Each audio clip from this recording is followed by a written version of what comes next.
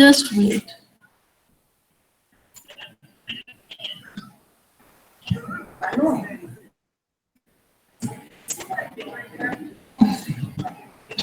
Where it has gone.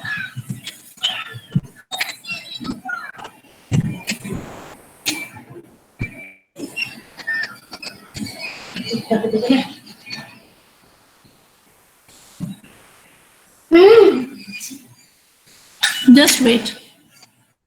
Technical communication. This is about your syllabus, right? So we have 4 units in all, right? So the first unit is about introduction. Second is about comprehension of technical material texts. Third one is about technical writing, grammar and editing. And the fourth one is about advanced technical writing, right? So we'll be beginning with first unit, introduction. So in the first unit, introduction to technical communication, we'll be studying about technical communication. These are the various topics which we'll take up under first unit, right? So we'll be beginning with first unit. First 2 or 3 topics probably we'll be able to complete today. So coming to the first topic.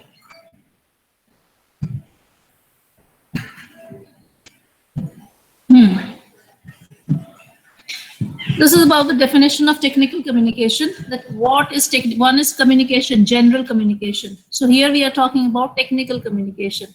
So naturally, technical communication is the exchange of information related to technology, right, in order to solve complex problems, right? But what is the difference between technical communication and general communication? See, in case of technical communication, when you are talking technically, so you have specific audience sitting in front of you, mostly, right? Means you have targeted audience. Naturally, if you are from electrical department, right? So you will be using the terminology related to electrical subject, your subject, right? People like me won't be able to understand it, right? So when you will be talking technically, you will be having the specific audience related to your subject sitting in front of you, right?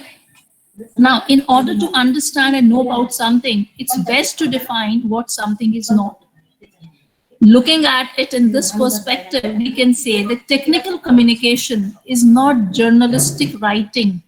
Means you are not writing for a journal, you are not writing for a newspaper, you are not writing any creative literature, right? Means it is not related to something creative. Technical, the word technical is not related to something creative or expression, right? Its purpose is not to entertain people. Its purpose is not to impress people, right? Means whenever you are talking technically, your goal is clear, concise, and objective, right? You are not using any figurative language. To the point message you are providing to you are giving to the audience. So these are some of the differences between technical communication and general communication, right? Means the first one, the message is clear, concise, and objective. The language is simple, clear, and direct. You are not using any figurative language. The purpose is not to entertain or impress people. Rather, its aim is to design, to instruct people, to provide information to people with a specific goal in mind, right? Whenever you are talking technically, you are conveying some information to the people, some instructions to the audience, right? There's a specific goal in your mind that you are conveying this message, you are conveying this information, this kind of knowledge to the audience. So these are the differences, the basic differences between technical communication and general communication, right? So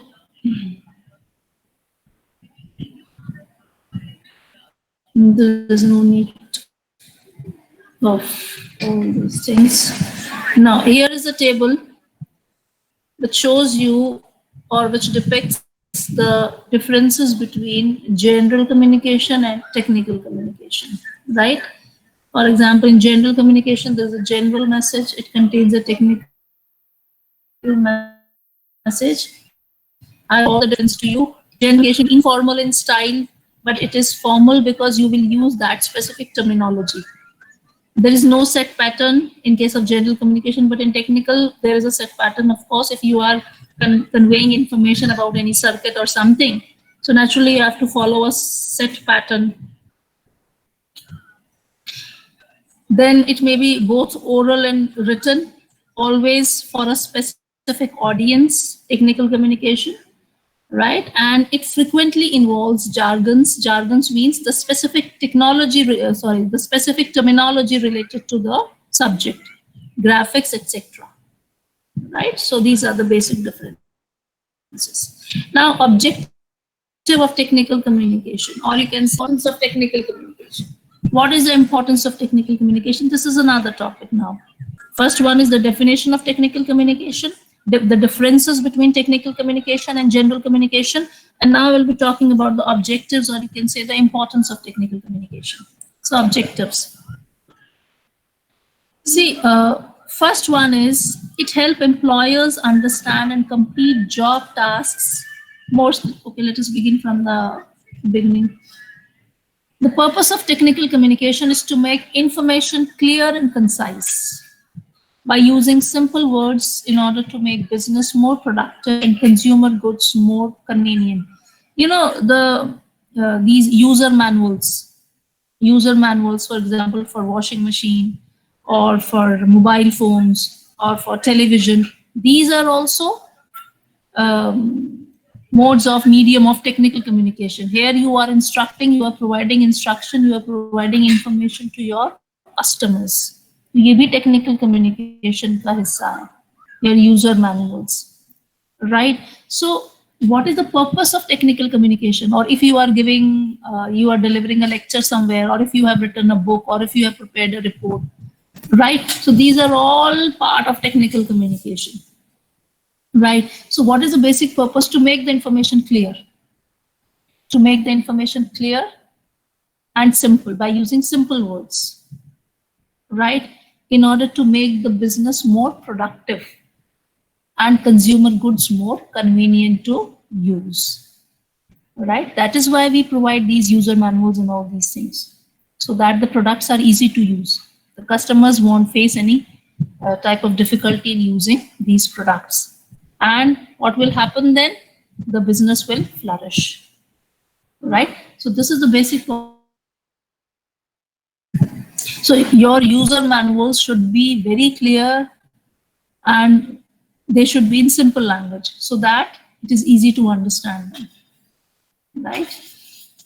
So by ensuring sustainable research and development, safeguarding design and compiling technical data through accurate and informative documents, technical communication helps in the growth of evolving economy, right? Because I have told you that there are numerous modes of technical communication. बहुत सारे modes हैं technical communication के, right? Even these technical reports, technical proposals, right? These are also forms of technical communication. Right. So if you will carry out a sustainable research, if you will carry out a sincere research, a serious research development, and you will compile technical data after doing thorough investigation, right? You will be able to collect accurate information. And then whatever technical document you will write, right? So that will be reliable. That will be more reliable. Right? So that will ultimately help in the growth of economy. Right? If you have conducted a survey, if your company has asked you to conduct a survey regarding any technical problem, and you have carried out a sincere research, right? You have collected not false data but true data. You have done the field work, right? And the figures and the statistics which you have collected, they are reliable, right? Then you are contributing to the development of economy of the country, right? So this is the importance of technical communication. So first one is help employers understand and complete job tasks more successfully, provide backgrounds on which new ideas can be built without repetition, prevent problems with the development and manufacturing of products, inform consumers how to assemble, fix, or use a product. These are the important functions which technical communication plays. Inform consumers how to assemble, fix, or use a product, user manuals, prevent problems with the development and manufacturing of products, right? Any kind of technical problem is being properly surveyed, analyzed, proper statistics, proper figures are collected, and then the problem is resolved. Provide backgrounds on which new ideas can be built. There is a problem which the people of society are facing. You have conducted the research, you have talked to the people, you have interviewed the people, you have collected some statistics from the past, from the present, and then you are reflecting on the future. And with the help of all those figures, with the help of all those information, you have come forward with a new idea, right? So how you will propose a new idea, how you have collected the data from the past, data from the present, these are all modes of technical communication. It's a technical communication. If you have prepared, and if a new idea clicked into your mind, right? So you will write a proposal and you will forward it to the authorities. That is a technical communication you are doing, right? So ultimately what it is, how it is helping, it helps employers understand and complete job tasks more successfully. So it should not be employers, here it should be employees or employers also. Both, it should be both. So by writing a slash, you can write employees as well. So the primary objective of technical communication is not to entertain, rather it is formally designed to inform and instruct readers with a specific goal in mind. Technical communication boasts of clarity, conciseness, and objectivity by encompassing an extensive group of documents. Technical communication boasts of clarity. Clarity means language is simple and straightforward. You are not using any figurative language because it has nothing to do with expression. Conciseness means it is not too lengthy.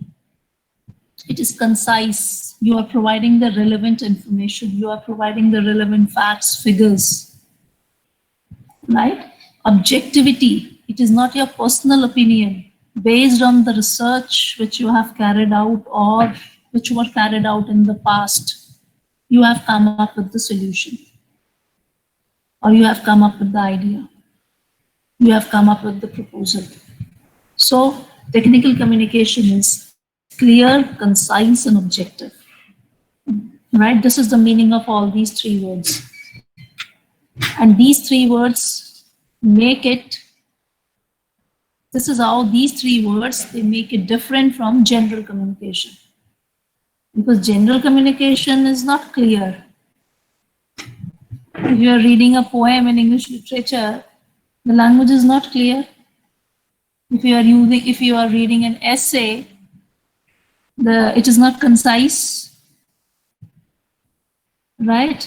A person of English literature, a poet, a story writer, a novelist, they try to use as many words as possible in order to describe the things. And they write a kind of abstract writing. It's not that easy to understand. It's not that easy to understand a poem or an essay written by an essayist, right? So these three words make technical communication different from general communication. Right? Technical communication boasts of clarity, conciseness, and objectivity. I hope the meaning of all these three words is clear to you. Then aspects of technical communication.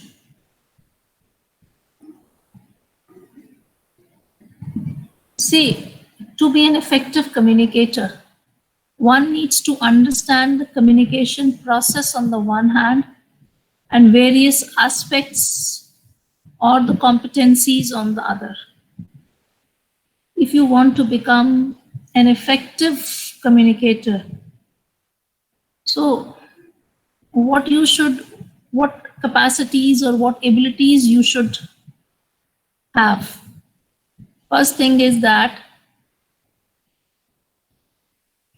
you should understand what is the process of communication, whether it is a one-way communication, whether it is a two-way communication, how we should carry out an effective communication with the audience, with the other person, with our subordinates, and what competencies, what aspects, what abilities we should have in order to become an effective communicator. So here we'll be talking about the competencies.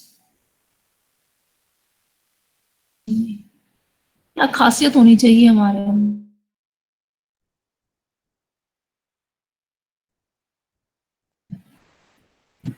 So effective technical communication is a dynamic interchange that may involve a systematic understanding of technical and scientific subjects. See, according to Rizvi, there are 4 major requirements of effective technical communication.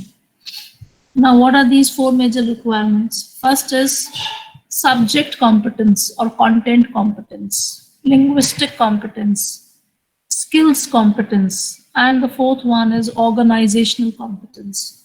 So these are the 4 competencies which a person should have in order to become an effective communicator. Subject competence or content competence means if you are delivering a lecture on a specific subject, on a specific topic, you should have full knowledge regarding that thing. Only then you will be able to deliver it successfully. Otherwise, you will make the audience confused. You yourself will be confused and this will make the audience confused. So your concepts should be clear. If you are talking on a particular subject, the concepts should be very much clear. You should have full knowledge about the researches being conducted in that area, in the present and in the past, the scope of that thing on which you are talking, right? So that is subject competence. Agar aapki subject competence nahi hai, if you don't have knowledge about the topic on which you are talking, you won't be able to deliver your message successfully. So ideation or encoding in the technical communication process depends on the sender's subject or content competence. In other words, it refers to the sender's professional knowledge. Sender means the person who is delivering the lecture, the one who is conveying the message, the one who is providing the information. In other words, it refers to the sender's professional knowledge, experiences, and abilities. The sender should be equipped with appropriate knowledge of a particular subject matter, plus highly sophisticated technical or professional skills, right, regarding the subject he's talking about. Lack or ignorance of the subject, information, and skills might render the communication ineffective, right? So, if you're talking about some sort of circuits, then you should have full theoretical knowledge and practical knowledge as well. Skill bhi hona chahiye, but practical knowledge bhi honi chahiye, or theoretical knowledge bhi honi chahiye, right? Then second one is linguistic competence. Linguistic means language. You should have full command on the language.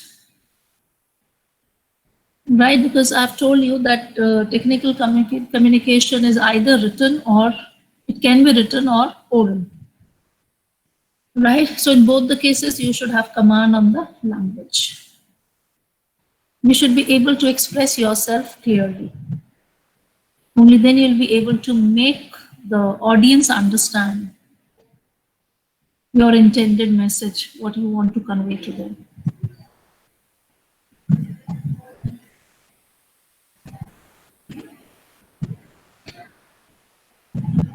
So linguistic competence refers to the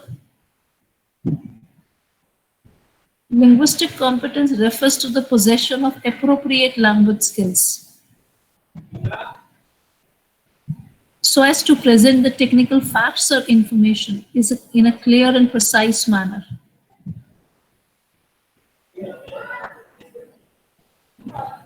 Linguistic competence refers to the possession of appropriate language skills so as to present the technical facts or information in a clear and precise manner. Technical communication involves the technical presentation of data and reports, proposals, research papers. So all these are different forms of technical communication: technical bulletins, manuals, handbooks, technical reports, technical proposals, research papers. Right. So if you are writing any one of these, you should have full command on the language.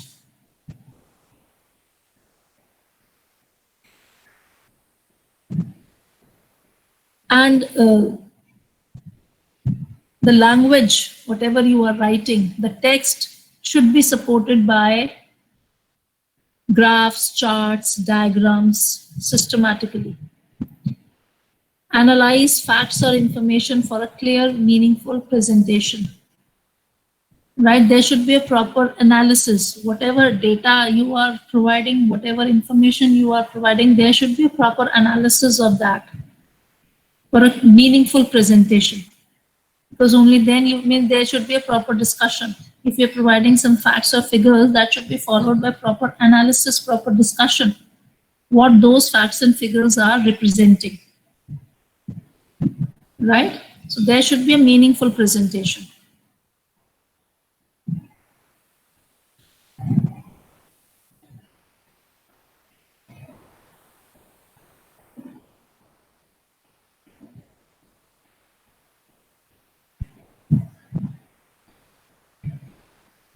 So, subject competence, linguistic competence.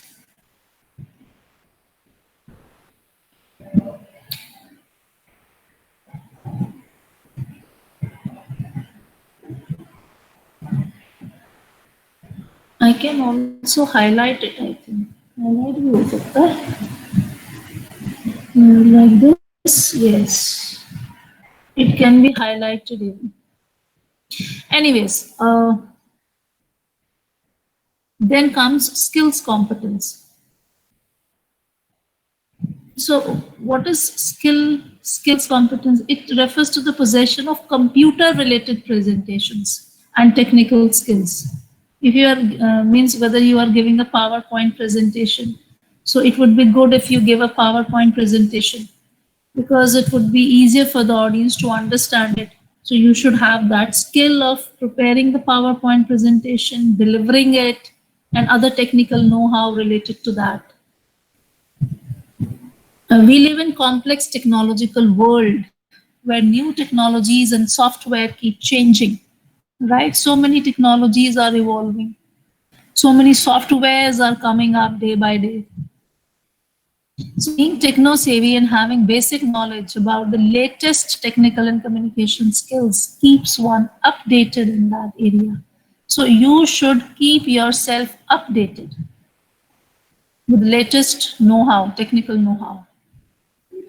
These skills improve the quality and effectiveness of technical communication. Right? You will be able to deliver your message more successfully. Lack or ignorance of skills, competence might lead to ineffective communication. Right? So you should have that technical know-how. Then comes organizational competence.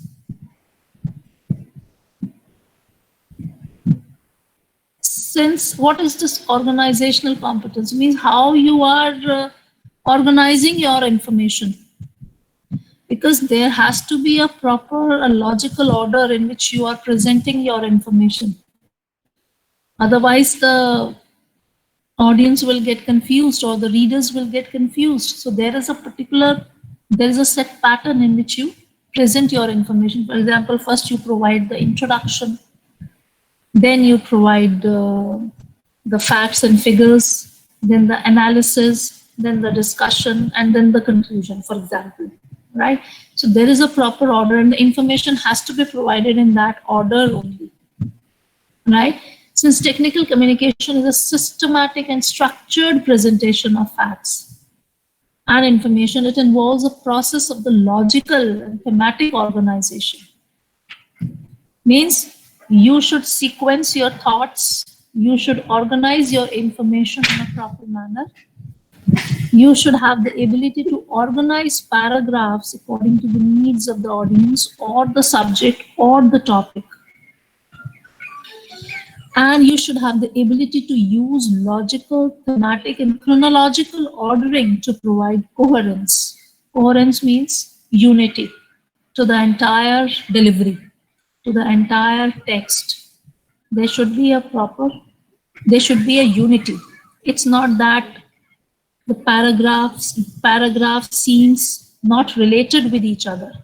There should be a proper connection between a proper logical connection between all the information you are providing, right? So that is why it is said organizational competence, and it's very essential and it's very difficult as well. It takes a lot of your time. You have written the research paper, it's okay. It's easy to write the research paper, but then it becomes really very tiring to organize the information, that information in a proper order.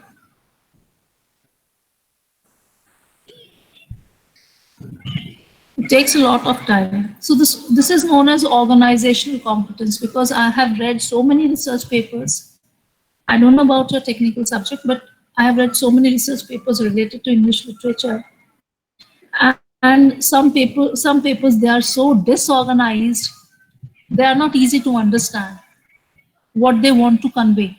So your paper should be very clear that what do you want to prove, what methodology you have adopted, how you are going to prove it, what is the conclusion you have arrived at, right? So you should write in that manner.